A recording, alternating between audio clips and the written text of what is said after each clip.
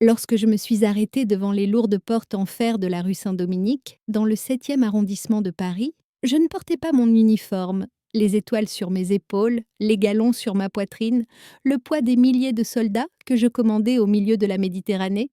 Rien de tout cela n'était visible. Je portais simplement une robe bleu marine en soie, extrêmement sobre, qui m'arrivait aux genoux. Mes cheveux étaient relevés en un simple chignon. Je ne portais aucun bijou, à l'exception d'un fin collier de perles que m'avait laissé ma mère.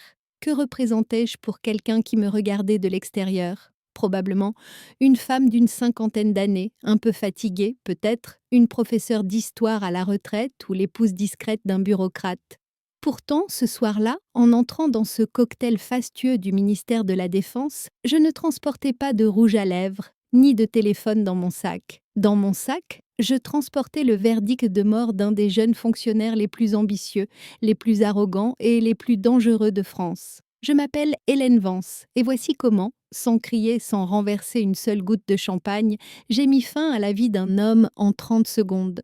Avant d'en arriver à ce moment décisif, vous devez comprendre la colère qui m'a conduite dans cette salle, cette colère, froide et silencieuse. Car la vengeance n'est pas un plat qui se mange chaud, surtout à Paris. La vengeance est un poison glacé servi dans une coupe en cristal. Ce soir-là, le temps était maussade. Le vent qui soufflait depuis la Seine vous transperçait jusqu'aux os. J'avais laissé ma voiture officielle 2 rues plus loin, lorsque mon chauffeur Pierre a insisté. « Amiral, je vous dépose à la porte. » Conformément au protocole, j'ai levé la main. « Non, Pierre, ai-je dit. Ce soir, pas de protocole. Ce soir, je ne veux pas être vu. Ce soir, je veux observer. » Pourquoi? Parce que j'étais conscient d'un jeu déloyal qui se jouait depuis des mois autour du budget de la marine. Il y avait quelqu'un qui essayait de réduire le budget de maintenance du groupe aéronaval Charles de Gaulle au mépris de la sécurité de mes marins afin de faire avancer sa carrière politique. Cette personne était Julien Delacroix, sous-secrétaire d'État, surnommé l'enfant chéri du ministère, âgé d'une trentaine d'années, diplômé de la Sorbonne, vêtu d'un costume impeccable et à la langue acérée. Julien ne m'avait jamais vu en personne. Nos échanges se faisaient toujours par voie officielle, sur papier. Quand il voyait la signature Contre-amiral Vance en face de lui, il imaginait probablement un vieil homme assis à son bureau, sans autre qualité que celle de donner et de recevoir des ordres, occupé à des tâches administratives. Il savait à quel point j'étais sévère dans mes rapports, mais il ne connaissait pas la source de cette sévérité. Il ne savait pas comment nous dansions au milieu de la tempête en mer, comment l'eau salée pénétrait dans la peau.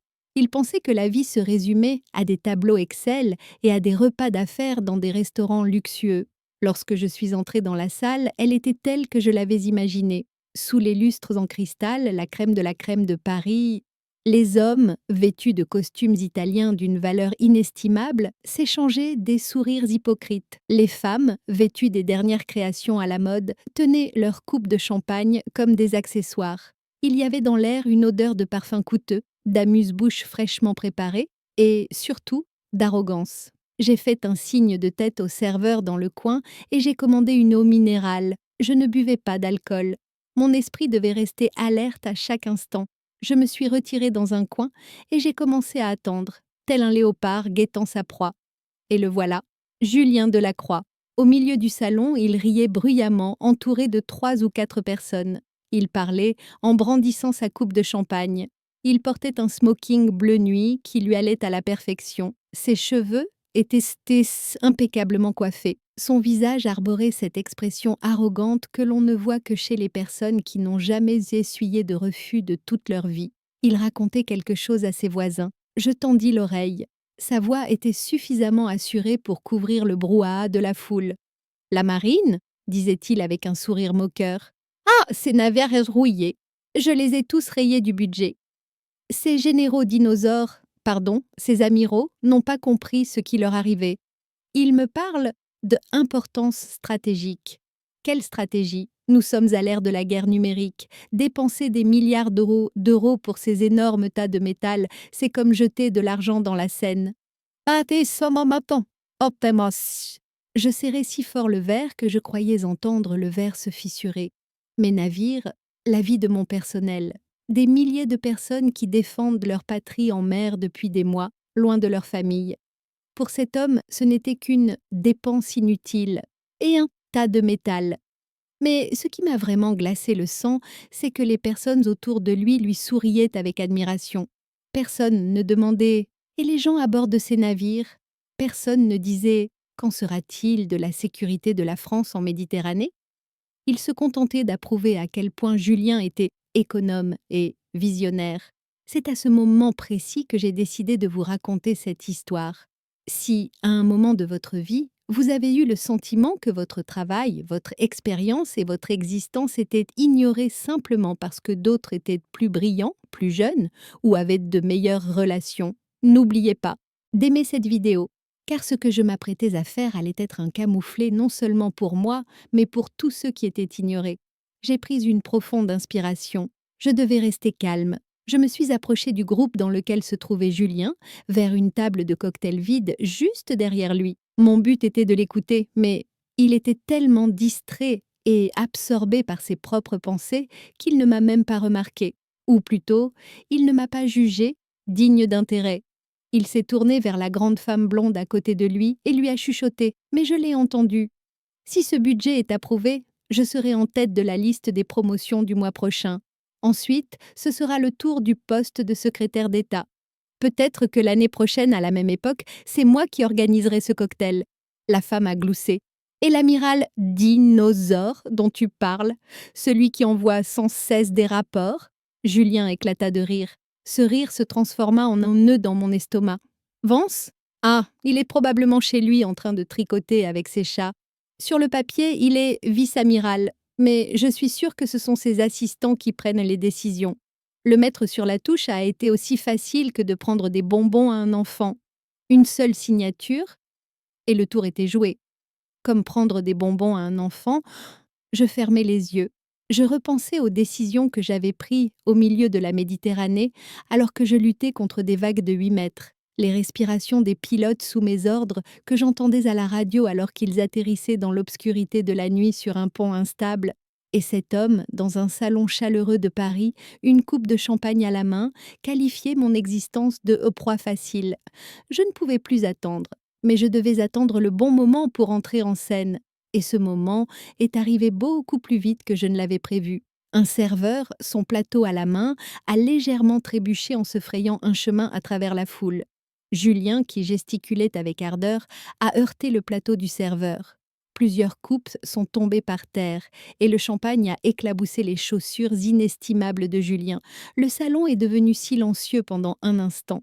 Le serveur, un jeune garçon, était rouge comme une tomate. « Je suis désolé, monsieur, je suis vraiment désolé », a-t-il balbutié. Le sourire factice sur le visage de Julien s'effaça d'un coup. Il fut remplacé par une pure et simple arrogance. Il regarda le garçon comme s'il n'était pas un être humain, mais une tache de boue collée à sa chaussure. « Imbécile maladroit », siffla Julien. « Ces chaussures coûtent plus cher que ton salaire annuel. Regarde où tu mets les pieds. » Pendant que l'enfant se baissait pour ramasser les morceaux, Julien essuyait sa chaussure avec son mouchoir. Gens autour étaient mal à l'aise, mais personne ne disait rien. Julien avait le pouvoir. Ou du moins, c'est ce qu'il croyait, Hunt. C'est à ce moment-là que j'ai agi. Lentement, sans me presser, je me faufilais à travers la foule. Mes pas étaient silencieux mais déterminés. Je m'approchais de Julien là où se trouvaient les morceaux de verre brisés. Je touchais légèrement l'épaule du garçon. « Ce n'est pas grave, mon garçon, » dis-je d'une voix calme. « Laisse les agents d'entretien s'en occuper, tu vas te couper la main. » Le garçon leva la tête et me regarda. Ses yeux étaient remplis de gratitude. Puis je me suis redressée et je me suis tournée vers Julien. Il n'y avait qu'un demi-mètre entre nous. J'étais plus petit que lui, mais à ce moment-là, j'étais sûre d'être plus grand que tout le monde dans la salle. Julien cessa de nettoyer sa chaussure et se redressa. Il me dévisagea de la tête aux pieds. Je connaissais ce regard dégoûtant qui évalue une femme, son âge, ses vêtements et lui attribue une valeur. Ses yeux se posèrent sur ma robe simple, mon visage sans maquillage, et ses lèvres esquissèrent un sourire méprisant. Il ne m'avait pas reconnue. Bien sûr qu'il ne m'avait pas reconnue. Il ne reconnaissait que les grades, les uniformes et les marques de luxe. Il ne reconnaissait pas les gens. « Pardon ?» dit-il d'une voix glaciale. « Qui êtes-vous, vous ? Le directeur du personnel ou quoi? Je l'ai regardé droit dans les yeux, au milieu de ce bleu arrogant. Non, ai-je répondu d'une voix douce. Je suis simplement quelqu'un qui pense que la faute de ce jeune homme n'est pas aussi grave que votre impolitesse. Julien a ri. Il a regardé autour de lui, comme un acteur jouant devant son public. Écoutez, a-t-il dit d'un ton moqueur, c'est une invitation réservée aux responsables, madame. Je pense que vous vous êtes trompée d'étage. Il s'approcha d'un pas, et le parfum capiteux de sa eau de Cologne me monta au nez. Il tendit la main vers mon épaule, comme s'il voulait me chasser, mais sans me toucher, il fit un geste de la main pour me signifier « partez ». Le salon des retraités est à l'étage inférieur, ma tante, dit-il. Ici, c'est le sommet de la politique et de l'État. Ici, les choses ne se passent pas comme dans les contes que vous racontez à vos petits-enfants. Allez, ne gênez pas le passage. Le silence dans la salle s'est encore intensifié. Quelques personnes ont gloussé. La plupart ont détourné la tête. Personne ne voulait subir la colère du puissant sous-secrétaire. À ce moment-là, seule, en tant que tante retraitée, j'étais humiliée par l'un des hommes les plus puissants du monde. Mais ce que je ressentais ce moment-là n'était pas de la honte. Ce que je ressentais à ce moment-là, c'était la satisfaction qu'éprouve un loup juste avant de planter ses crocs dans la gorge de sa proie. Car Julien venait de commettre la plus grande erreur de sa vie. Il avait appuyé sur le détonateur, mais il ne savait pas encore que la bombe se trouvait dans sa propre poche. J'étais sur le point d'ouvrir la bouche pour lui dire qui était réellement cette tante lorsque les grandes portes du salon s'ouvrirent bruyamment. La personne qui entra était le général Morel, chef d'état-major. Le général Jacques Morel, le numéro 1 de l'armée française. Son regard sévère, le poids des médailles sur sa poitrine et l'autorité incontestable qu'il dégageait dès qu'il entrait dans une pièce, l'atmosphère de la salle changea instantanément. Les rires légers et le tintement des coupes de champagne s'arrêtèrent net. Julien sursauta comme une marionnette en voyant entrer le général. L'expression insolente sur son visage fit place à la flagornerie d'un chien obéissant. Il boutonna immédiatement sa veste, redressa sa posture et revêtit son masque de bureaucrate assidu.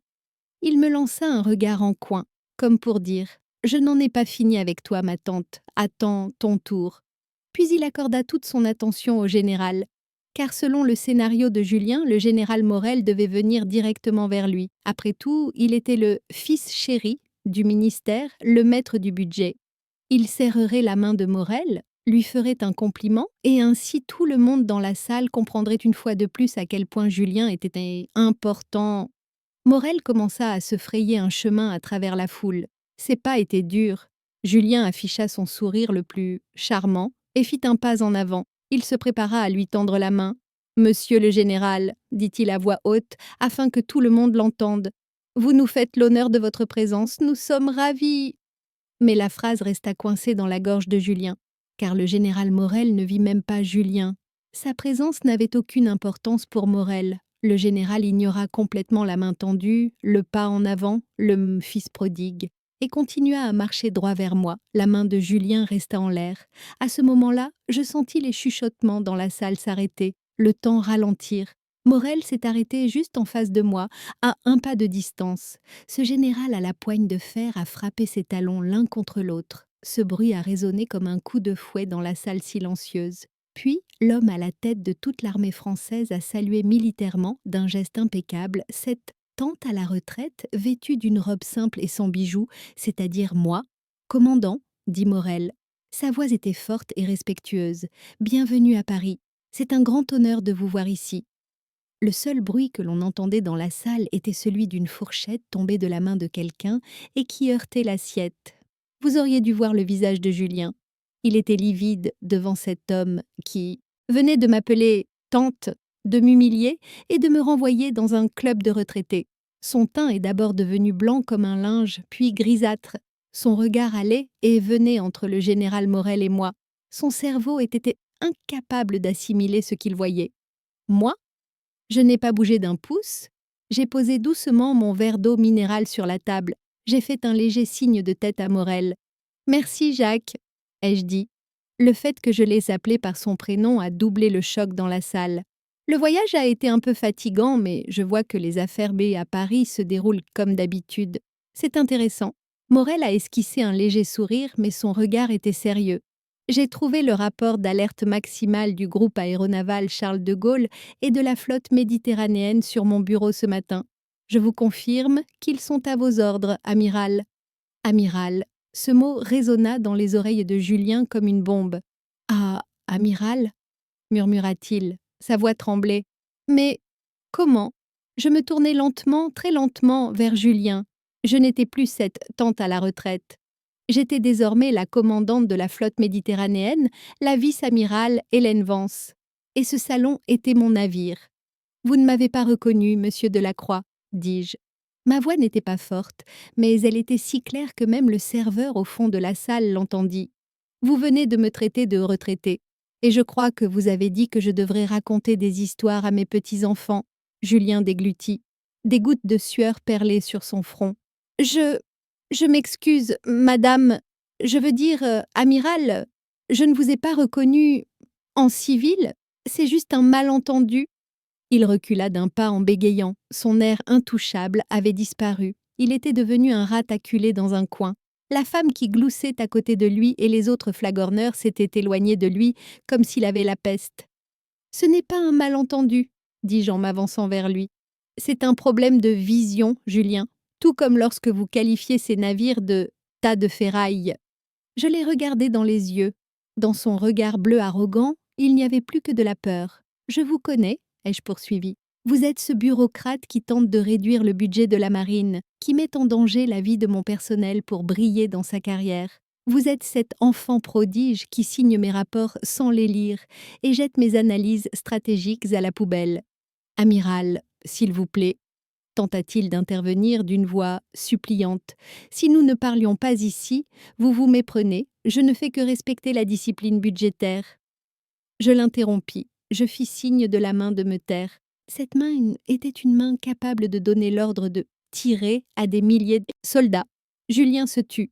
Nous allons parler ici, dis-je, parce que vous avez essayé de m'humilier ici devant tout le monde. Vous allez maintenant recevoir votre réponse devant tout le monde. J'ai pris une profonde inspiration. Le moment était venu. Il était temps de sortir de mon sac cette condamnation à mort, invisible. Tout à l'heure, dis-je en durcissant légèrement le ton, j'ai participé à la réunion d'urgence de la commission budgétaire avec ma signature électronique. Vous savez, votre plan de réduction budgétaire dont vous êtes si sûr et que vous dites pouvoir régler d'un seul coup de stylo. Les yeux de Julien s'écarquillèrent. J'ai rejeté ce plan, ai-je dit. Mais je ne me suis pas contentée de le rejeter. J'ai invoqué l'article 14 de la loi sur la marine, c'est-à-dire mon droit de veto sur les décisions administratives qui mettent en danger la sécurité nationale. Un murmure parcourut la salle. Julien vacilla et dut s'agripper à la table derrière lui. L'article 14 ? Pour un bureaucrate, c'était une catastrophe nucléaire. Cela signifiait une enquête à mon sujet et la suspension de tous mes pouvoirs. Mais je n'avais pas encore fini. Je me suis penchée vers lui, mon visage à quelques centimètres du sien. J'ai parlé d'une voix basse, mais avec un ton venimeux. « Et monsieur Delacroix, lorsque vous avez utilisé votre droit de veto, j'ai porté plainte contre vous pour abus de pouvoir et négligence volontaire dans le rapport que j'ai remis au ministère. Les inspecteurs doivent être en train d'examiner les ordinateurs de votre bureau en ce moment même. » Julien a ouvert la bouche, mais aucun son n'est sorti. Son âme semblait avoir quitté son corps. Je pris du recul et portai le coup de grâce. Cette phrase que je gardais en moi depuis des mois. Vous m'avez dit que ma carrière était terminée, n'est-ce pas? Vous vous êtes trompé. Ma carrière se poursuit en mer. Mais la vôtre? Je le regardais de en bas, avec le même dégoût qu'il avait affiché à mon égard. Votre carrière est désormais à la retraite.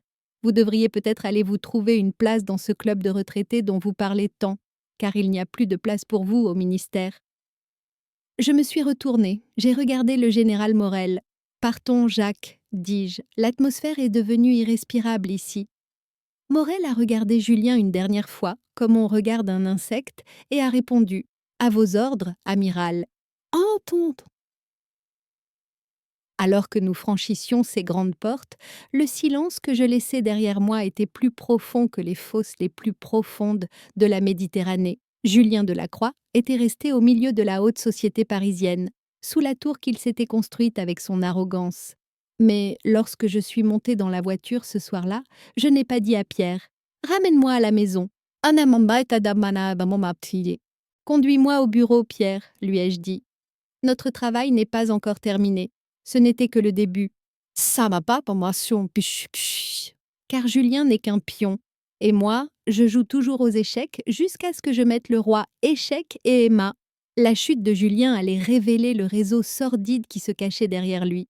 Et j'allais couper chaque fil de ce réseau un par un. Le choc que Julien a vécu cette nuit-là n'était qu'un avant-goût. Le vrai film commençait maintenant, car ce qui est sorti de son ordinateur n'était pas seulement une question de budget.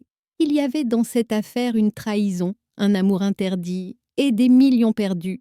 Et je n'allais pas m'arrêter avant d'avoir trouvé où ces millions étaient passés. Si vous avez aimé voir cet orgueil s'effondrer, n'oubliez pas d'aimer la vidéo et d'écrire « Il l'a bien mérité ». Dans les commentaires. Voyons combien de personnes veulent que justice soit faite. Cela faisait 2 heures que j'avais quitté la salle somptueuse du ministère de la Défense, les sourires hypocrites et l'expression dévastée sur le visage de Julien. J'étais désormais dans mon élément, dans les couloirs silencieux, au plafond hauts et très imprégné d'histoire, du commandement des forces navales. C'était mon refuge. Ici, ce n'étaient pas les émotions qui parlaient, mais les renseignements. Je m'assis dans le fauteuil en cuir de mon bureau. Je n'avais pas retiré ma simple robe de soirée, mais j'avais jeté mes chaussures à talons. Sur mon bureau se trouvait une tasse de café noir, sans sucre, aussi épais que du goudron. Le champagne est pour les célébrations, le café est pour la chasse. En face de moi, telle une ombre dans l'obscurité de la pièce, se tenait le major Luc Renard, le plus brillant expert en cybersécurité du service de renseignement de la marine. Je l'avais sauvé d'une enquête disciplinaire à l'académie militaire il y a des années. Depuis ce jour, sa loyauté envers moi rivalise avec sa loyauté envers son pays. Luc posa la tablette qu'il tenait dans sa main sur mon bureau. Son visage reflétait l'excitation d'un enfant qui vient de résoudre une énigme complexe. « Vous aviez raison, amiral », dit-il d'une voix si basse qu'il semblait craindre de briser le silence qui régnait dans la pièce. Nos collègues du service informatique du ministère ont coupé tous les accès de Julien Delacroix dès que vous avez utilisé votre droit de veto. Mais, avant cela, nous avons réussi à copier le disque dur de son ordinateur. Je pris une gorgée de café. « Qu'as-tu trouvé, Luc ? Surprends-moi. » Luc projeta une image sur l'écran géant. Il s'agissait de la boîte mail personnelle et des relevés bancaires de Julien. « Ce type est un vrai crétin, » dit Luc en secouant la tête. Son mot de passe est Julien Great 90. Son arrogance est plus faible que son pare-feu. J'ai regardé les chiffres défiler à l'écran. Le salaire officiel de Julien était clair, mais les transferts d'argent affichés à l'écran dépassaient ce qu'un sous-secrétaire pouvait gagner en 10 ans. « Les coupes budgétaires » murmurai-je. « Les millions d'euros qu'il a supprimés du budget d'entretien des navires, où sont-ils passés ?» Luc a marqué un point sur la carte. « C'est là que ça devient intéressant, amiral. Julien a annulé les appels d'offres pour l'entretien des navires et les a transférés à une société écran sous le nom de Modernisation numérique. La société s'appelle Azure Consulting.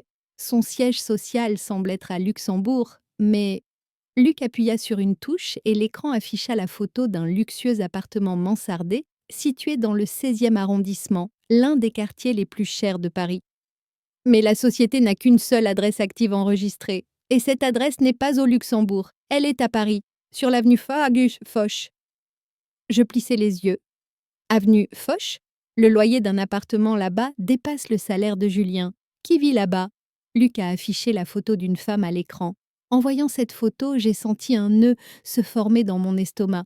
Je connaissais cette femme. Plus précisément, je l'avais vue au cocktail, la grande blonde qui gloussait à côté de Julien et qui m'avait traité de dinosaure. « Sophie Valois », dit Luc. Officiellement, elle est lobbyiste indépendante, mais d'après les registres financiers, elle est l'unique actionnaire de la société Azure Consulting. Les pièces du puzzle commençaient à s'assembler dans mon esprit. Julien réduisait le budget alloué à la sécurité de mes navires et de mes soldats, présentant cela comme une économie.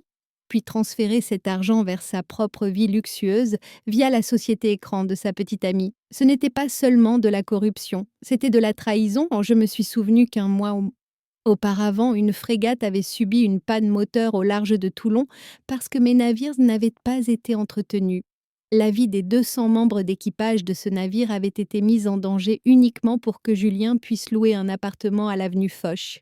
La colère, cette fois-ci, n'était pas glaciale, mais bouillante comme de la lave en fusion. Mais ma voix restait calme. « Luc, dis-je, cette femme Sophie, que savons-nous d'autre à son sujet ?»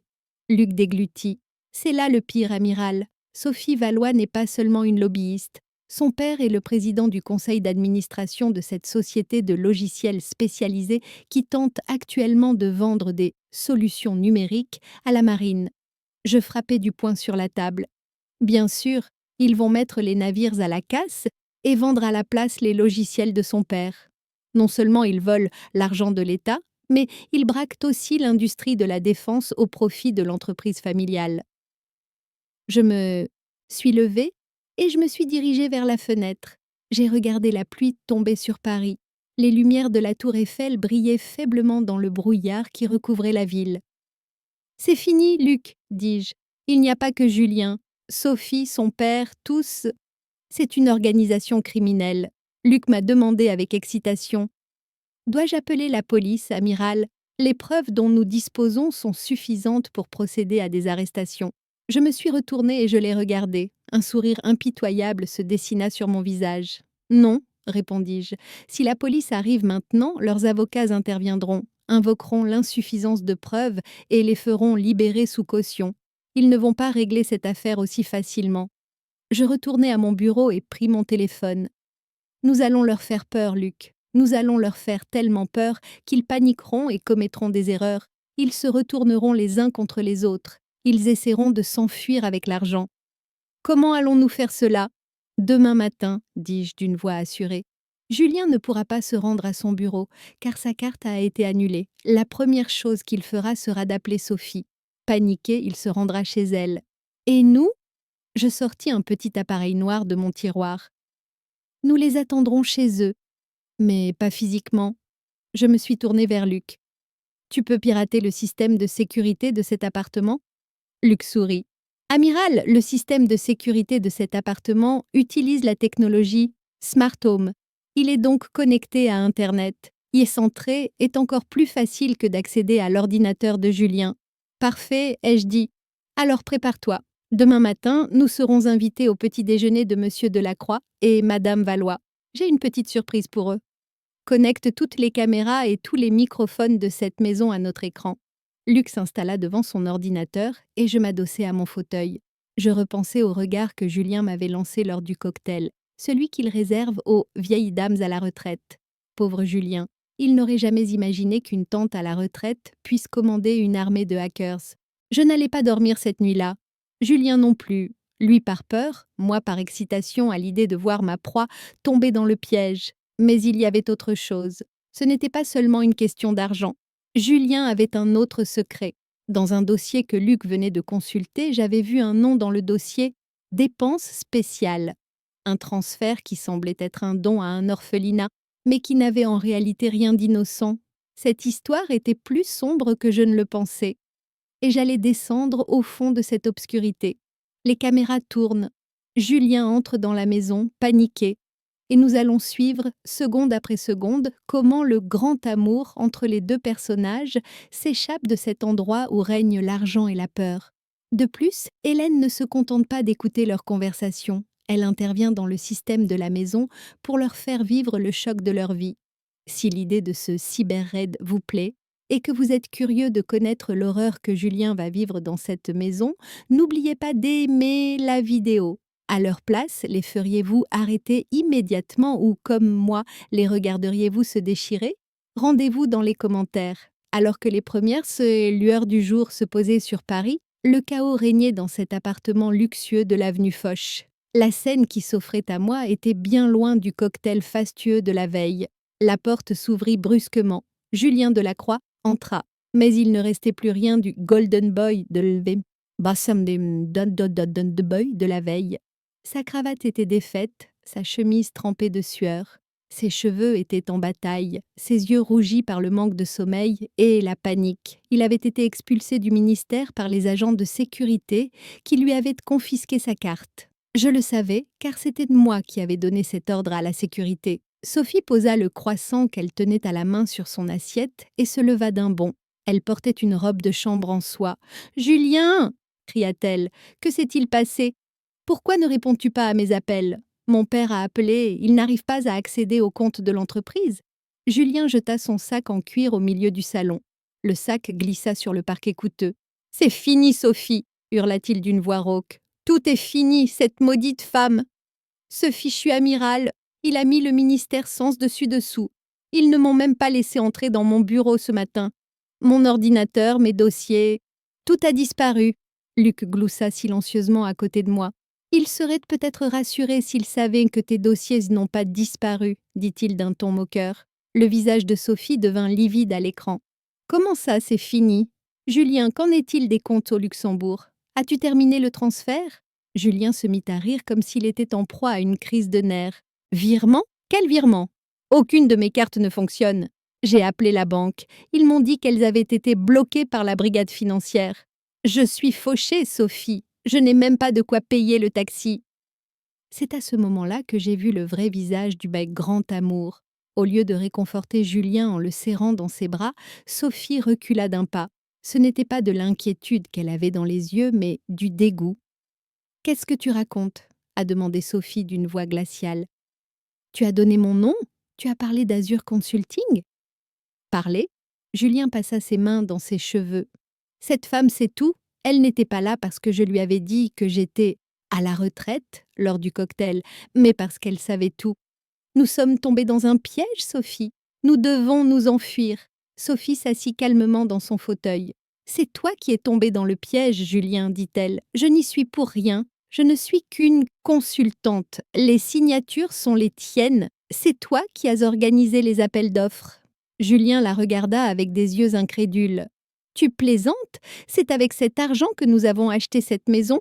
Nous avons sauvé l'entreprise de ton père. » C'était agréable de les regarder se déchirer, mais j'avais un autre plan. Il ne suffisait pas qu'ils se disputent. Il fallait qu'ils aient peur. Il fallait qu'ils aient tellement peur qu'ils commettent une erreur. Je me tournai vers Luc. « Commençons, Major. Baisse la température de la maison. » Luc appuya sur quelques touches du clavier. « Le système de climatisation est pris en main, amiral. Température cible, 12 degrés. » Sur l'écran, j'ai vu la température du thermostat de l'appartement baisser rapidement. « Et les lumières ?» ai-je dit. « Donnons-leur un peu l'ambiance d'une discothèque. » « Oh sang !» Quelques secondes plus tard, les élégants éclairages discrets du salon se mirent à clignoter. D'abord lentement, puis à intervalles irréguliers. Julien leva les yeux vers le plafond. « Qu'est-ce que c'est que ça? Une coupure de courant? Tu as peut-être oublié de payer la facture ?» s'est exclamée Sophie. « Non, me suis-je dit.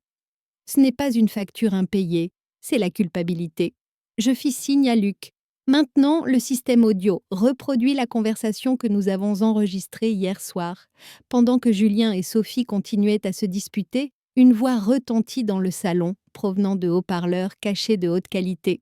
« Comme quand vous dites que ces bateaux sont des tas de ferraille. » Julien se figea. C'était ma voix.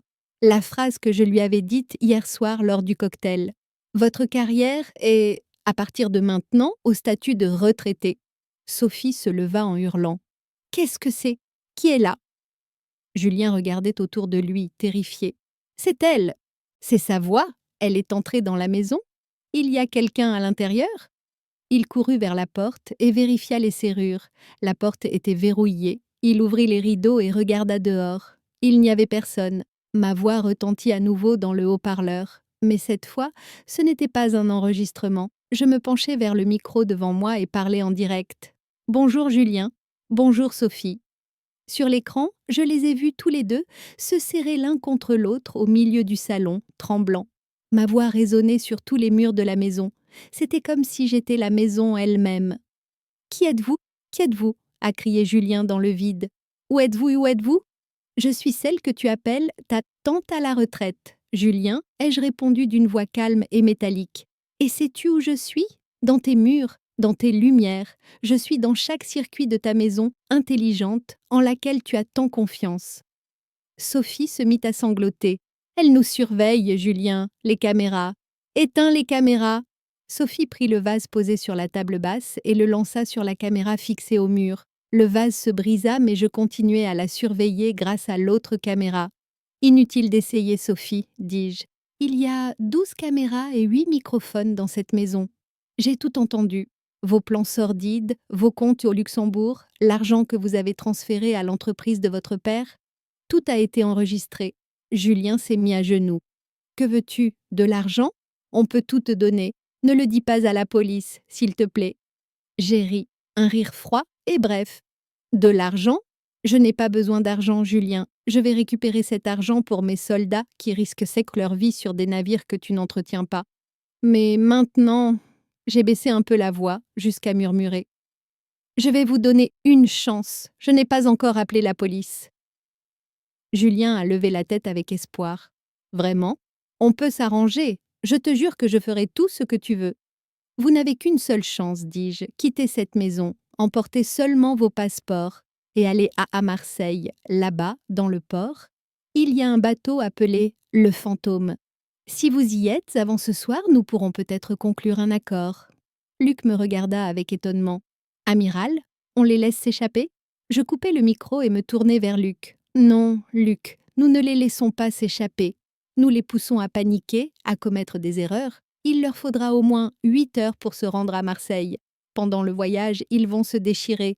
Et surtout… » Je plissai les yeux. Ce n'est pas un bateau qui les attend à Marseille. Ce qui les attend à Marseille, c'est le père de Sophie. Et ce père pense actuellement que sa fille et son gendre l'ont dénoncé. Mandesson! Sur l'écran, j'ai vu Julien et Sophie chercher leurs passeports dans la panique, préparer leurs valises. Ils se criaient dessus, renverser leurs affaires. « Les rats quittent le navire », ai-je dit en finissant mon café. « Mais ils ne savent pas que le navire sur lequel ils sont montés est déjà en train de couler. » Julien a attrapé Sophie par le bras et l'a entraînée vers la porte. Ils sont sortis de l'appartement. Je me suis tournée vers Luc. « As-tu installé le système de suivi dans leur voiture ? » « Bien sûr, amiral, le signal GEPS est actif. Où qu'ils aillent, ils seront sur notre écran. »« Bien, dis-je. Il est temps d'appeler le commissaire de Marseille. Dis-lui qu'un vieil ami a besoin d'un petit service. » Le voyage commence. Mais ce n'est pas un voyage ordinaire. Hélène va même interférer avec la radio et le GPS de leur voiture. Et le père qui les attend à Marseille n'est pas le sauveur qu'il croit, mais le personnage le plus dangereux de l'histoire. Comment les liens familiaux se rompent-ils sous le poids de l'argent ? Si cette guerre psychologique vous a glacé le sang, n'oubliez pas d'aimer la vidéo. À leur place, les auriez-vous livrés à la police ou les auriez-vous laissés libres pour les voir se faire prendre à cause de leurs propres erreurs ? Le ciel gris de Paris était derrière eux. Sous leurs pieds se trouvait un SUV dernier cri, aussi solide qu'un blindé. Leurs réservoirs étaient pleins, leurs passeports dans leurs poches. Théoriquement, ils étaient libres. Mais ils avaient oublié une chose. Cette voiture était un ordinateur sur roue. Et la clé de cet ordinateur était désormais entre mes mains, c'est-à-dire sur le clavier du major Luc. Julien était au volant. Le compteur indiquait 160 km/h, ses mains serrées, le volant si fort que ses jointures, ses étaient blanchies. Sophie, assise à côté de lui, regardait sans cesse derrière elle et se rongeait les ongles. « Personne ne nous suit, n'est-ce pas ?» demanda Sophie d'une voix tremblante. « Depuis que nous avons quitté le parking, la voiture noire derrière nous est toujours à la même distance. » « Oh !» Julien regarda dans le rétroviseur. « Ne sois pas parano, Sophie. C'est juste une voiture ordinaire. Personne ne nous suit. Cette femme a bluffé. Elle nous a fait peur et nous a fait fuir. » Je souris. « Un bluff ?» murmurai-je. « Luc, donnons-leur un peu de réalité. » Luc acquiesça d'un signe de tête. « Le système de navigation met à jour l'itinéraire, amiral. » Sur l'écran géant devant Julien, l'itinéraire vers Marseille disparut soudainement. À sa place apparut un message d'alerte rouge clignotant. « Destination, l'enfer. » Julien a crié et a freiné brusquement. La voiture a légèrement dérapé sur l'autoroute. Les klaxons derrière eux ont déchiré l'air. « C'est quoi ce bordel ?» hurla Julien en frappant l'écran. « Le système a été piraté. Sophie, donne-moi ton téléphone, ouvre la carte. » Sophie sortit son téléphone les mains tremblantes. Mais l'écran était noir. Il n'y avait qu'un seul emoji au milieu. Fantôme. Mon téléphone ne fonctionne pas, pleura Sophie. Julien, cette femme est là, dans la voiture. Calme-toi, cria Julien en appuyant à nouveau sur l'accélérateur. Ce n'est qu'une blague électronique. Nous suivrons les panneaux indiquant Marseille. Nous roulerons en mode manuel. Elle ne peut pas nous arrêter. Je ne veux pas vous arrêter, Julien, dis-je en me penchant vers le micro. Je veux juste rendre votre voyage un peu plus agréable. Je fis signe à Luc. La radio. Le système audio de la voiture s'est mis à fond, mais ce n'était pas de la musique qui passait. C'était un montage réalisé à partir d'enregistrements vocaux de Julien. La voix de Julien retentit dans les haut-parleurs. « Je suis un génie, Sophie. Ces généraux idiots ne comprennent rien. On leur a soutiré leur argent. » Sophie se couvrit les oreilles. « Éteignez ça, Julien, éteignez ça !» Julien appuyait sur les boutons, frappait l'écran, mais il ne parvenait pas à couper le son. Le système audio était bloqué.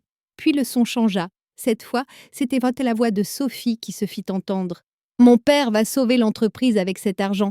Mais nous devons faire attention à Julien, il parle trop. Si nécessaire, nous le sacrifierons. » La voiture a de nouveau été secouée.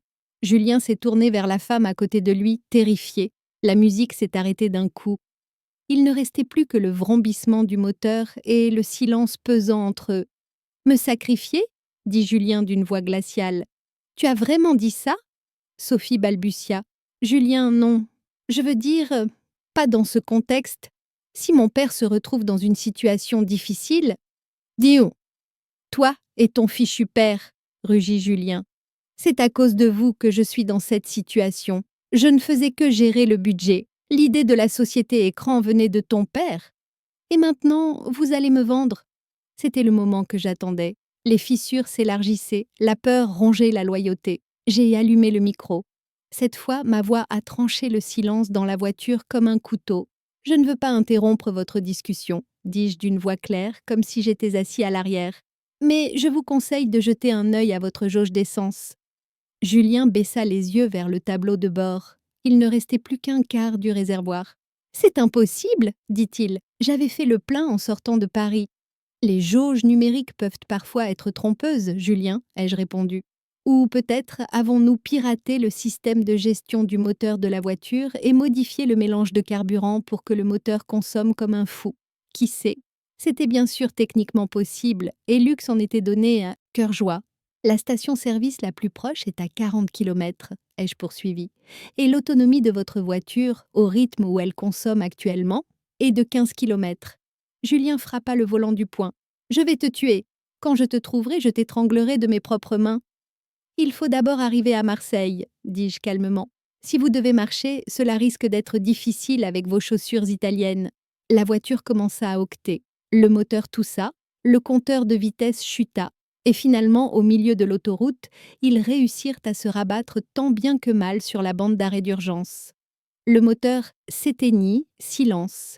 Julien appuya sa tête contre le volant. Sophie pleurait. « Qu'est-ce qu'on va faire maintenant ?» gémit Sophie. « Nous allons marcher, » dit Julien en ouvrant la porte. « Nous ferons du stop, nous devons rejoindre ce bateau. » Mais je n'en avais pas encore fini. Les laisser sur le bord de la route n'était pas une punition suffisante pour moi. Je devais leur montrer à quel point l'endroit où ils allaient était dangereux. « Julien, » dis-je une dernière fois, avant de descendre de la voiture, regarde dans la boîte à gants. Julien hésita. Il ouvrit la boîte à gants avec hésitation. Il y avait une seule enveloppe à l'intérieur. « Je n'ai pas mis cette enveloppe-là, » dis-je. « Cette enveloppe a été mise là par votre beau-père, monsieur Valois, qui vous a offert la voiture. » Julien déchira l'enveloppe. Il en sortit une note et une photo. La photo était un cliché de Julien endormi. Un point rouge était dessiné dessus. La note disait simplement « Le silence est d'or. Si tu parles, tu ne dormiras pas. » Les mains de Julien se mirent à trembler. Il montra la photo à Sophie. « Ton père, » murmura Julien, « ton père avait l'intention de me tuer. » Sophie regarda la photo mais ne fut pas surprise. Elle détourna les yeux. « Je te l'avais dit, Julien, tu n'aurais pas dû faire cette erreur. » À ce moment-là, Julien comprit. Le bateau à Marseille n'était pas là pour l'enlever.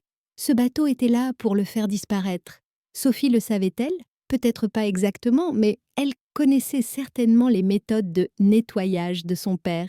Julien descendit de la voiture, mais n'attendit pas Sophie. Seul, il se mit à courir sur le bord de l'autoroute. Il laissa sa femme, son grand amour, qu'il aimait tant, seul, dans cette voiture en panne, avec ma voix. Dans mon bureau, je me suis tournée vers Luc. « Tu peux appeler la police maintenant, Luc. »« Pour quel endroit, amiral ?»« Pas pour l'autoroute, » répondis-je en regardant Julien courir sur l'écran.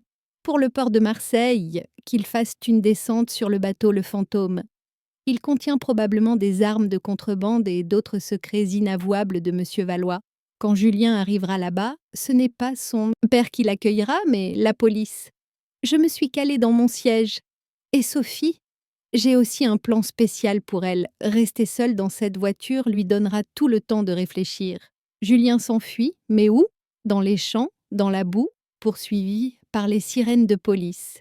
Et le raid au port de Marseille. Hélène se prépare à affronter le père de Sophie, le grand patron. Mais cette confrontation n'aura pas lieu autour d'une table, mais dans un lieu que toute la France regardera. Si le spectacle de cet effondrement psychologique vous a donné envie de dire « bien fait pour lui », cliquez sur le bouton « j'aime ». Pensez-vous que Julien va se rendre ou qu'il va commettre un dernier acte de folie ? J'attends vos commentaires.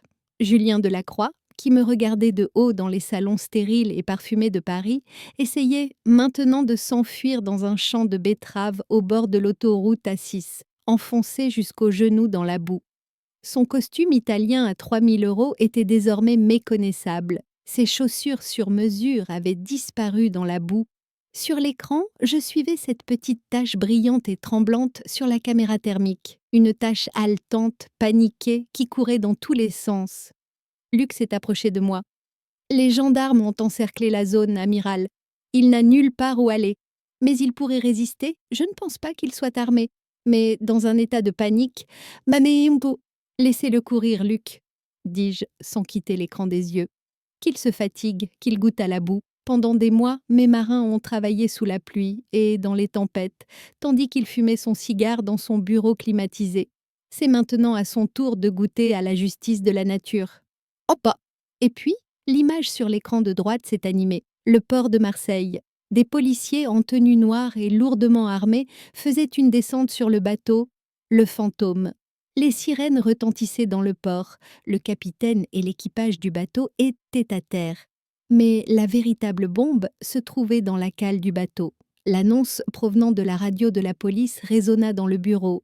Centrale, une importante somme d'argent liquide et des serveurs ont été saisis sur le bateau cible. De plus, le coffre-fort personnel d'Henri Valois se trouve également ici. J'ai souri. Bingo! Henri Valois, le père de Sophie, l'un des plus grands fournisseurs de l'industrie de la défense française, est le cerveau de cette affaire louche. Il avait utilisé sa fille et son gendre comme des pions et avait préparé le bateau pour faire passer l'argent.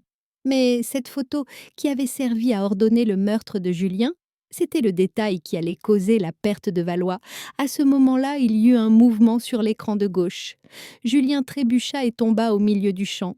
Il s'écroula face contre terre dans la boue froide. Il essaya de se relever, mais il n'en avait plus la force. On entendit les aboiements des chiens de la gendarmerie. Les lumières des lampes torches se posèrent sur Julien. « Mettez vos mains sur la tête, ne bougez pas !» Julien, cet arrogant bureaucrate, se mit à pleurer comme un enfant désemparé. « Je n'ai rien fait !» criait-il depuis la boue. « C'est mon beau-père qui a tout fait, c'est Henri Valois qui a tout fait. Il m'a utilisé. Je suis fonctionnaire, je suis intouchable. » L'immunité ? Dans ce champ, dans cette boue, la seule immunité était la loi de la gravité. « Luc, dis-je, enregistre ce moment où Julien pleure en disant « Je suis innocent, c'est lui qui a tout fait. » Cela nous sera très utile au tribunal. Et Sophie ? Nous l'avions laissée sur l'autoroute, dans cette luxueuse épave métallique désormais hors d'usage. Lorsque les policiers ont atteint la voiture, Sophie était recroquevillée sur le volant, tremblante. Je l'ai observée grâce à la caméra corporelle du policier. Lorsque la porte s'est ouverte, Sophie a levé la tête. Son maquillage avait coulé, son masque d'élite parisienne était tombé. « Monsieur l'agent », a dit Sophie d'une voix glaciale. Ses yeux ne reflétaient plus la peur, mais une haine pure. Contre qui ? Contre son mari? Contre son père? Ou contre moi? Emmenez-moi au poste, a dit Sophie. Je veux faire une déposition. À propos de mon père, Henri Valois, et de mon mari, Julien Delacroix. Je vais tout vous dire. Les comptes secrets, la liste des pots de vin? Tout. Luc siffla. Bon sang, non seulement les rats abandonnent le navire, mais ils ont même commencé à se dévorer entre eux. Sophie est une femme intelligente, dis-je. Elle a compris que son père voulait faire tuer Julien. Elle a compris qu'elle pourrait être la prochaine. Elle va brûler l'Empire pour se sauver. Mais oh, des subventions. À ce stade, j'aimerais m'arrêter un instant pour vous poser une question. Êtes-vous également surpris qu'une personne puisse trahir aussi rapidement ses proches et sa famille juste pour sauver sa peau? Ou faites-vous partie de ceux qui pensent qu'il n'y a pas de loyauté là où il y a de l'argent? Si vous appréciez que justice soit faite, aimez la vidéo pour me rejoindre. Le silence s'est abattu sur la pièce de mon bureau. Julien était menotté et poussé dans une voiture de police. Sophie, qui était emmenée à Paris dans un autre véhicule pour y être interrogée. Le bateau avait été pris d'assaut, les pions étaient tombés, les châteaux étaient détruits. Il ne restait plus que le roi, Henri Valois. Mon téléphone a sonné, le numéro était masqué. Mais je savais qui c'était. Je pris l'appel et mis le haut-parleur. Amiral Vance, dit une voix âgée, grave et autoritaire. Henri Valois. Vous avez fait un grand spectacle ce soir. Vous avez sacrifié ma fille et mon gendre. Félicitations. Je ne les ai pas sacrifiés, Henri, ai-je répondu calmement. C'est toi qui les as jetés dans le feu pour assouvir ta soif de pouvoir. Je n'ai fait qu'attiser les flammes. Valois a ri, un rire sec et sans âme. Et maintenant, que va-t-il se passer, amiral? Allez-vous me pourchasser dans les champs? Je ne suis pas stupide comme Julien. J'ai des avocats, des amis sénateurs, des amis magnats, des médias. Ce bateau n'est pas enregistré à mon nom.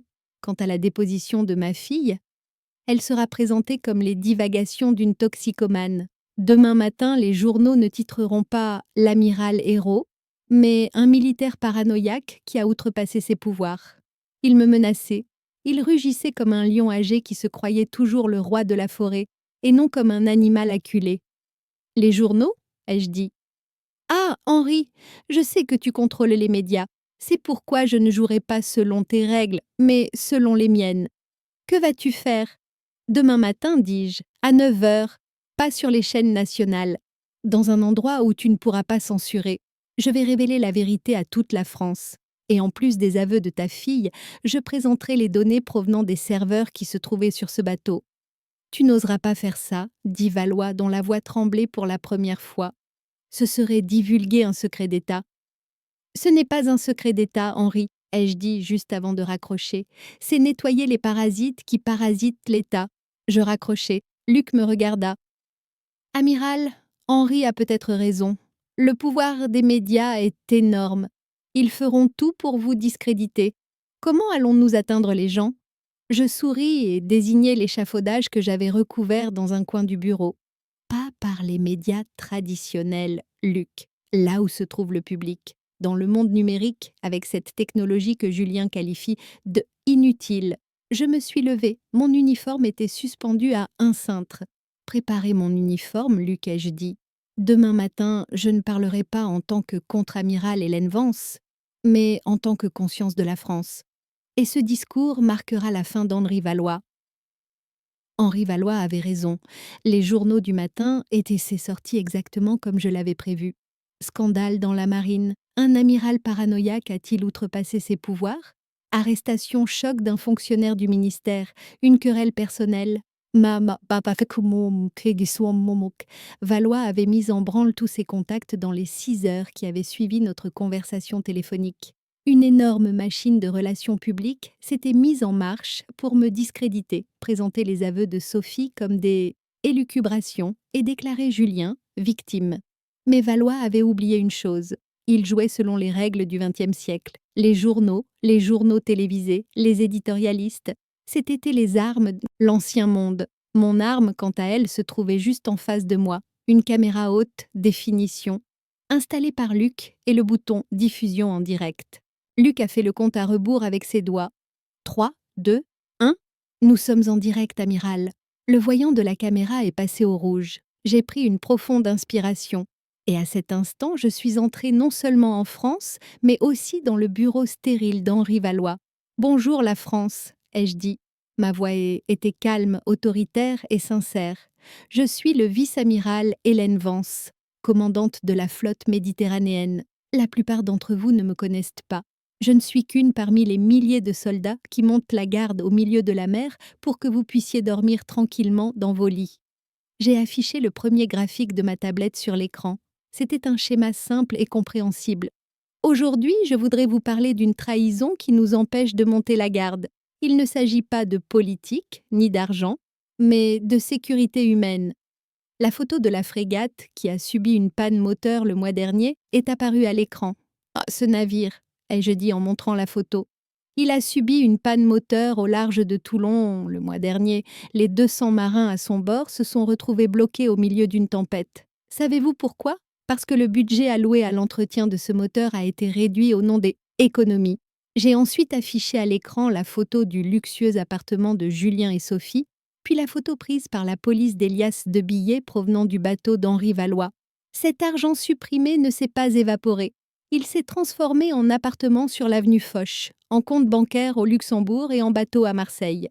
À ce moment-là, Luc m'a montré le nombre de téléspectateurs dans le coin de l'écran. 100 000, 500 000.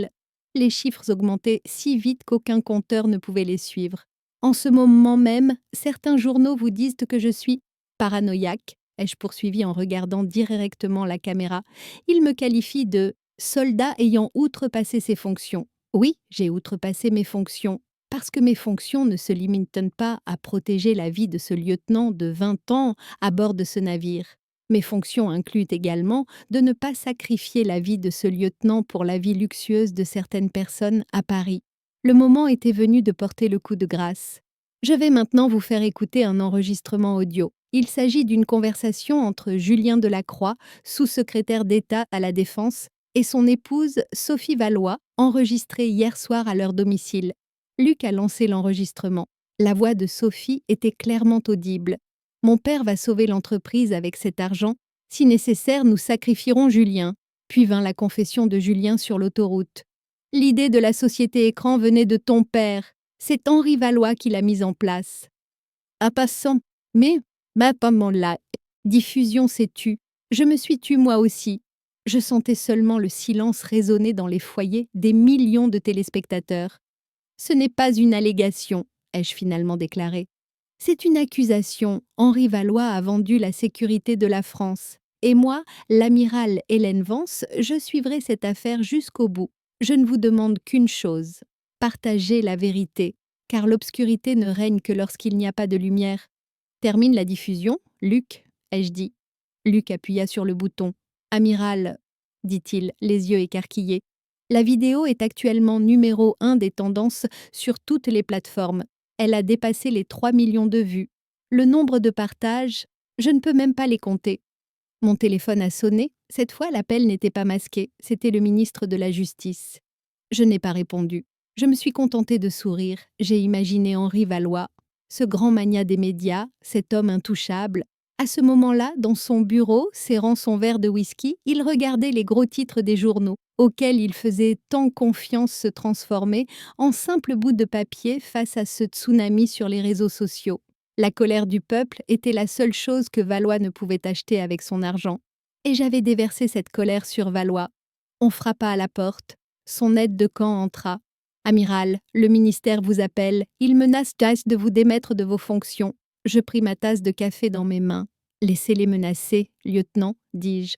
À cette heure-ci, me démettre de mes fonctions reviendrait à jouer avec le feu. Tant que le peuple n'aura pas demandé des comptes à ses navires, personne ne pourra me toucher. » Je regardais Paris par la fenêtre de la pièce. La ville s'était réveillée, mais cette fois, c'était un réveil différent. Les gens regardaient de leur téléphone, se montraient de quelque chose. Dans le métro, dans les cafés, dans les bus, tout le monde parlait du amiral fantôme. Valois pouvait manipuler le système judiciaire, mais il ne pouvait pas manipuler 65 millions de jurés. Luc s'approcha de moi. « Quelle est notre prochaine étape, amiral ? Valois va certainement contre-attaquer. » « Qu'il le fasse, répondis-je. Nous attendions qu'il commette une erreur, n'est-ce pas ?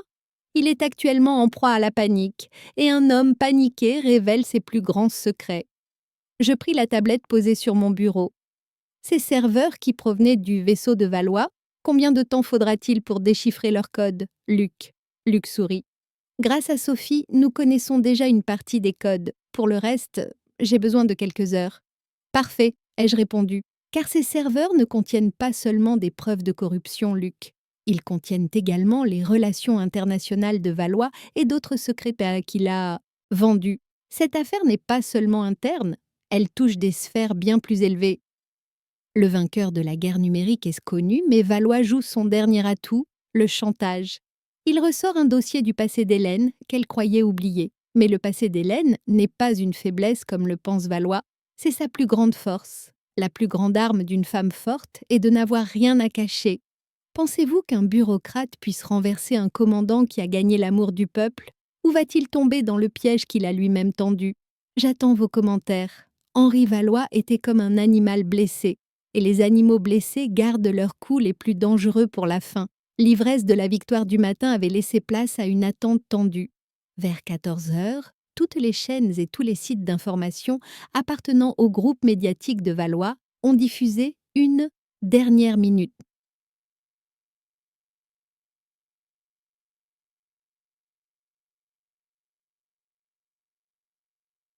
Le titre était le suivant.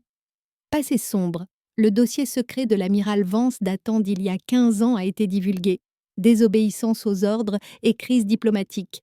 Moss, Luc m'a tendu la tablette, les mains tremblantes. Amiral, ils ont ouvert le dossier Opération Sirène. Ils écrivent que vous avez désobéi aux ordres au large de la Libye en 2008, que vous êtes entré dans les eaux internationales malgré l'ordre de retour de vos supérieurs et que vous avez conduit la France au bord d'une crise diplomatique. Ils vous qualifient de rebelle et de dangereux. Ma photo de jeunesse était affichée à l'écran. À côté, les mots « doit être démissionné » clignotaient. Le vent avait soudainement tourné sur les réseaux sociaux. Les gens se demandaient « est-il vraiment un héros ou un soldat à problème ?» Mon téléphone a sonné. C'était Henri Valois. J'ai décroché. Sa voix était cette fois-ci beaucoup plus enjouée, beaucoup plus arrogante. « Tu as vu, Hélène ?» dit-il. « L'amour du peuple est si fragile, n'est-ce pas ? Il y a une heure, tu étais un héros, et maintenant, tu es un soldat rebelle. Ce dossier n'est qu'un début. J'ai des témoins de ce qui s'est passé pendant cette opération. Je peux te faire juger par un tribunal militaire ?» Je suis restée silencieuse. Je l'ai laissé faire son discours de victoire. « J'ai une proposition à te faire, » dit Valois. « Tu vas sortir maintenant et faire une déclaration à la presse. Tu diras « Je démissionne pour des raisons de santé et pour éviter que les allégations à mon sujet ne nuisent à l'armée. Si tu fais cela, le dossier sera clos. Tu t'installeras dans cette ville balnéaire avec ta pension de retraite. » Je pris une profonde inspiration et souris. « Henri, dis-je calmement, sais-tu quelle est la plus grande erreur au jeu d'échecs ? C'est de considérer la pièce sacrifiée par ton adversaire comme une faiblesse et de la prendre immédiatement. Qu'est-ce que tu racontes ? J'attendais que tu ouvres le dossier Opération Sirène, dis-je. J'ai même prié pour cela, parce que ce dossier relevait du secret d'État et que je ne pouvais pas l'ouvrir. Mais toi, tu as violé la décision de confidentialité en divulguant ce dossier dans tes propres journaux. C'est toi qui as ouvert la boîte de Pandore. Ce dossier va te détruire, s'écria Valois. Tu as désobéi à un ordre ? Oui, c'est vrai, répondis-je. Mais as-tu publié les pièces jointes de ce dossier pour expliquer pourquoi je l'ai fait ? Ou les as-tu censurées ? Sans attendre sa réponse, j'ai continué. Ce jour-là, je n'ai pas obéi à l'ordre de faire demi-tour parce que mon radar n'avait pas détecté un bateau civil, mais un cargo transportant des armes illégales. Et ce bateau se dirigeait vers une zone sous embargo. Je l'ai arrêté. Oh, tout le monde s'en fiche. Un ordre est un ordre. Mais sais-tu à qui appartenait ce navire, Henri ? Demandai-je d'une voix glaciale. Ou qui étaient les lobbyistes qui ont poussé le ministère de la Défense à donner cet ordre de faire demi-tour à l'époque ? Valois se tut. La respiration à l'autre bout du fil s'arrêta. J'ai fait signe à Luc. Luc a affiché à l'écran le vieux document poussiéreux provenant des serveurs que nous avions piratés le matin même. J'ai une police d'assurance que je garde depuis 15 ans, Henri, dis-je. C'est le connaissement du navire que j'ai arrêté ce jour-là. Expéditeur, Valois Defense Systems. Destinataire, un groupe de miliciens en pleine guerre civile. Mensonge, a sifflé Valois. Et mieux encore, ai-je ajouté, j'ai également en ma possession des documents prouvant que le général qui m'a ordonné d'arrêter l'opération ce jour-là a rejoint le conseil d'administration de votre entreprise après avoir pris sa retraite. Je me suis levée. Vous avez essayé de me faire condamner pour désobéissance aux ordres, mais en réalité, vous avez ouvert votre propre dossier pour crime de guerre. À l'époque, cette affaire avait été étouffée. Mais maintenant, toute la France va apprendre comment vos navires ont contourné l'embargo. Non, ne faites pas ça, dit Valois. Sa voix n'était plus arrogante, mais pleine de peur. Hélène, nous pouvons nous entendre. Que voulez-vous? Le ministère? La présidence de l'état-major général? Tu ne comprends toujours pas, n'est-ce pas? Dis-je. Tu penses que je suis à la recherche d'un grade? Je ne veux que faire le ménage. Je lui ai raccroché au nez. Je me suis tournée vers Luc. On est prêts à diffuser? Nous sommes prêts, amiral. Mais c'est énorme. Cela ébranlera non seulement Valois, mais aussi le gouvernement de l'époque. Qu'il soit ébranlé, Luc, ai-je répondu en ajustant mon uniforme. Si les fondations sont pourries, le bâtiment est voué à s'effondrer. Je me suis replacée devant la caméra. Le voyant en direct s'est allumé. Des millions de personnes attendaient ce que j'allais dire au sujet du scandale. Allais-je présenter mes excuses? Allais-je nier? France, ai-je dit. Vous avez entendu les accusations portées contre moi. Il est vrai que j'ai désobéi à un ordre il y a 15 ans. J'ai montré à l'écran la version originale et non censurée du document divulgué par Valois. Mais l'ordre qui m'avait été donné n'était pas de protéger la patrie. L'ordre qui m'avait été donné était de fermer les yeux et d'autoriser ce trafic d'armes illégales. Je n'ai pas fermé les yeux ce jour-là. Je ne les fermerai pas aujourd'hui non plus. Le document portant la signature de Valois et montrant le navire chargé d'armes est apparu à l'écran. Henri Valois, qui m'a traité de traître. Si je n'avais pas désobéi à cet ordre il y a 15 ans, ces armes auraient causé la mort de milliers d'innocents. Je vous pose maintenant la question suivante. Qui est le véritable traître? Le soldat qui a désobéi à l'ordre ou le marchand qui a dit « stop » à ce commerce sanglant? À ce moment-là, la tempête qui soufflait sur les réseaux sociaux s'est transformée en ouragan. La boue, lancée par Valois, lui est revenue en pleine figure. Comme un boomerang. Le silence qui régnait dans mon bureau a été rompu par le bruit des sirènes provenant de l'extérieur. Mais cette fois, les sirènes n'étaient pas pour moi. Elles étaient pentes pour le bâtiment de la société de Valois. Luc a retiré son écouteur et m'a regardé. Ses yeux brillaient. « Amiral, les procureurs sont passés à l'action. Ils font une descente dans les bureaux de Valois.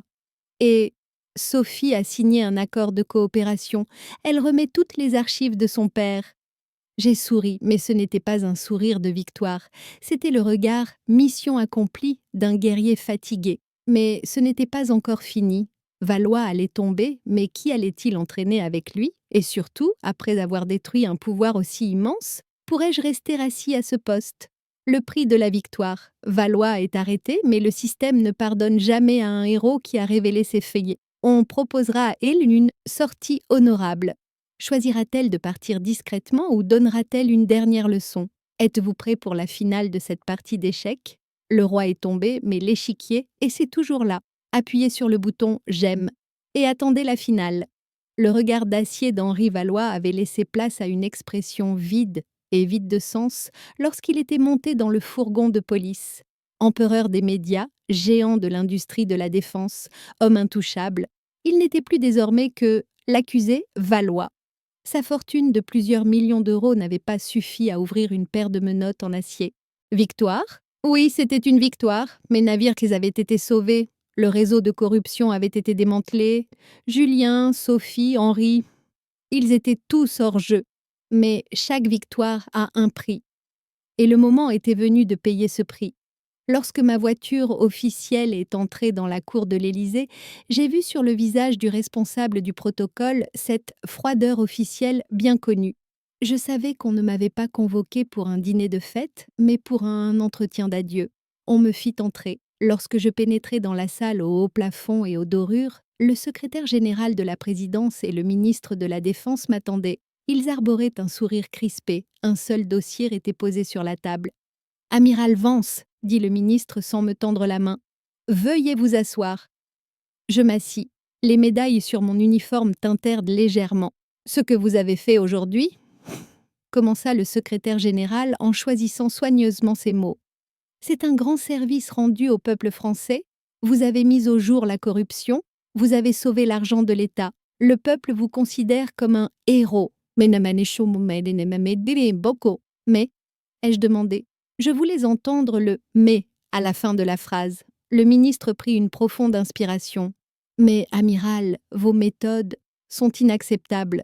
Un soldat qui enfreint la hiérarchie et s'adresse directement au peuple, qui divulgue des documents secrets en direct à la télévision, qui présente votre désobéissance à un ordre donné il y a 15 ans comme une médaille de légitimité. Le secrétaire général intervint. L'État existe grâce à ses propres règles, amiral. Si chaque général, chaque amiral agissait selon sa propre vérité, ce ne serait plus une armée, mais une bande. Vous êtes un héros, oui, mais vous êtes aussi une menace pour le système. J'ai souri. C'était le discours auquel je m'attendais. Il ne pouvait pas me mettre en prison, le peuple se serait révolté. Il ne pouvait pas me démettre de mes fonctions, cela aurait été un suicide politique. Que voulez-vous de moi demandai-je. Le secrétaire général poussa le dossier sur la table vers moi. Votre démission, a-t-il répondu. Ou plutôt, votre départ à la retraite. Une retraite en grande pompe, avec une cérémonie officielle et les plus hautes distinctions honorifiques. On peut invoquer des raisons de santé ou vous pouvez dire que vous avez accompli votre mission. Nous vous laissons le soin de trouver une justification. Et si je refuse? Le ministre détourna le regard. Dans ce cas, nous serons contraints d'ouvrir une enquête disciplinaire militaire, amiral. Le dossier de 2008, les documents divulgués par Valois. Techniquement, vous êtes toujours coupable. Nous serons obligés de vous juger. Cela nuirait à l'armée et ternirait votre légende. Personne ne souhaite une telle issue. J'ai regardé le dossier. Il contenait une lettre de démission pré-remplie. Seule la partie réservée à la signature était vierge. Il me mettait à la porte avec honneur. « Merci, tu as fait le ménage, maintenant va-t'en », me disait-il. Ai-je ressenti une douleur dans mon cœur? Oui, j'étais amoureux de cet uniforme. La mer était ma maison. Mes navires étaient mes enfants. Les quitter, c'était comme cesser de respirer. Mais je savais qu'ils avaient raison. J'avais ouvert la boîte de Pandore. Si vous désobéissez une fois à un ordre et devenez un héros, tous les lieutenants qui vous suivent pensent « je peux le faire aussi ». La discipline était la colonne vertébrale de l'armée. Et j'avais brisé cette colonne vertébrale pour couper le gangrène. J'ai sorti mon propre stylo. Mon stylo à bille bleu bon marché. J'ai une condition, ai-je dit. Le ministre et le secrétaire général se sont regardés. Laquelle? La personne qui me remplacera, ai-je répondu. C'est moi qui la choisirai. Ah, cela va à l'encontre de la procédure, s'est-il empressé de protester le ministre. La procédure? Ai-je répondu en riant.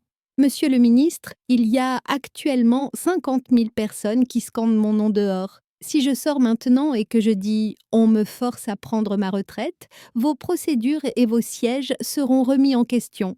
Il y eut un silence. Le pouvoir était entre mes mains, pour la dernière fois. « Qui voulez-vous » demanda le secrétaire général. « Le contre-amiral Renaud », ai-je répondu. « Il est honnête, il ne comprend rien à la politique. Il ne connaît que la mer, et surtout, c'est un officier que j'ai formé. Il est le seul à pouvoir s'occuper de ces navires comme je le fais. » Ils acquiescèrent d'un signe de tête. D'accord, Renaud sera nommé.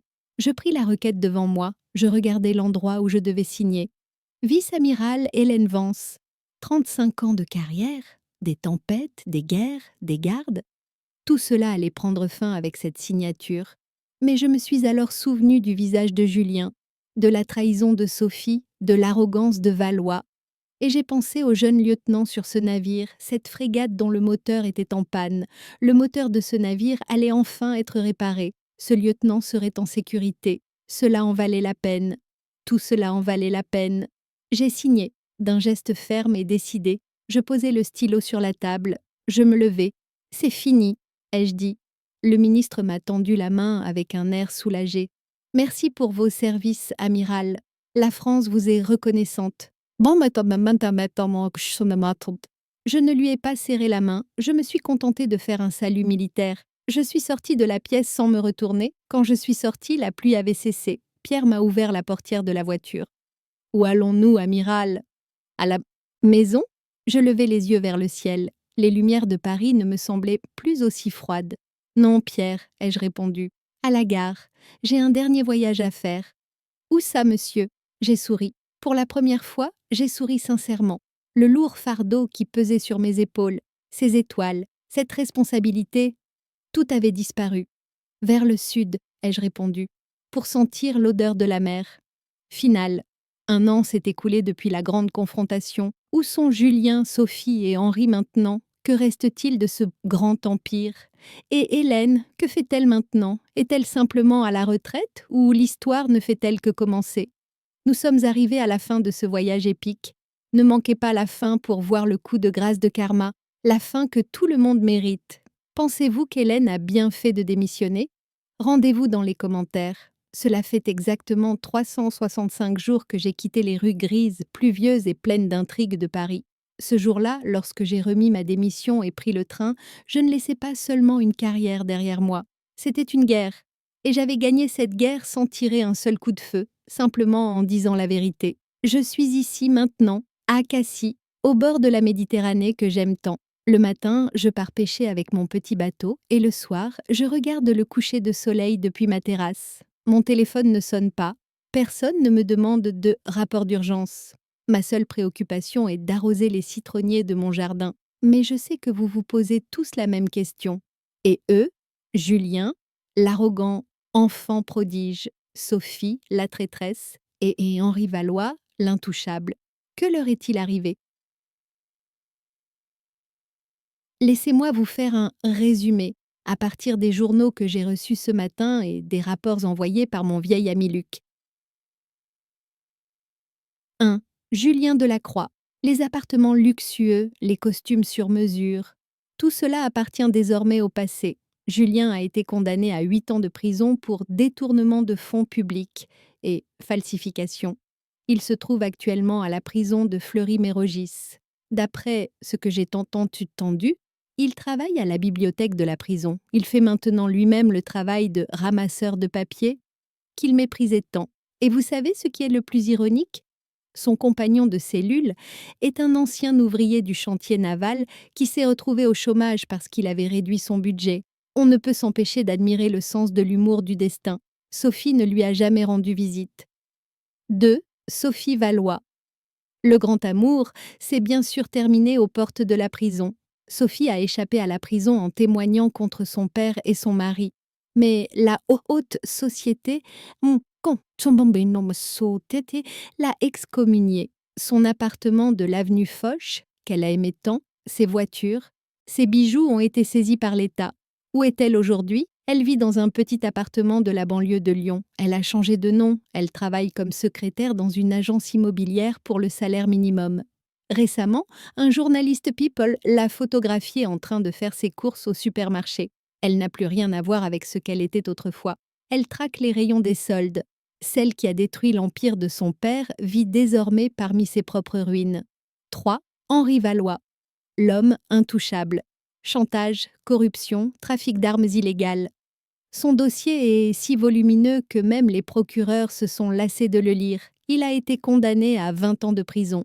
Son entreprise a été mise sous tutelle, puis démantelée et vendue. Mais pour lui, la plus grande punition n'est pas la prison. La plus grande punition, c'est la perte totale de sa réputation. Le mois dernier, il a été transporté à l'hôpital de la prison. Crise cardiaque, personne n'était à ses côtés. Ni sa fille, ni son gendre, ni ses amis sénateurs, en qui il avait tant confiance. L'homme qui pensait autrefois diriger la France est aujourd'hui un prisonnier seul au monde. Et moi? Suis-je simplement devenue une tante à la retraite? Non. Un soldat peut prendre sa retraite, mais un combattant ne s'arrête jamais.